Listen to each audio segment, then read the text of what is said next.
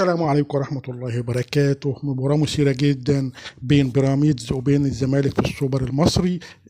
الشوط الأولاني تقدم بيراميدز في الدقيقة 20 عن طريق رمضان صبحي بلعبة سحرية لإبراهيم عادل ليضعها بالشباك، وفي الدقيقة 40 تحديدا ناصر ماهر يراوغ مدافع بيراميدز ليمررها لسيف الجزيري ليحطها في شباك بيراميدز وينتهي الشوط الاول 1-1. في بدايه الشوط الثاني جه ضربه جزاء لبيراميدز، طبعا ضيعها بغرابه شديده رمضان صبحي، وفي الدقيقه الأخيرة بيراميدز يسجل هدف، ولكن الفار بيحتسبه تسلل ليحتكموا ضربات الجزاء. وطبعا ضربات الجزاء بتبتسم دايما في الفترة الأخيرة للزمالك ليفوز على بيراميدز 5-4 ويوصل للنهائي ليستنظر الفائز من بيراميدز الفائز من الأهلي وسيراميكا كليوباترا. ألف مبروك للزمالك وهارد لك لبيراميدز، قدم مباراة أكثر من رائعة وبالتوفيق للجميع.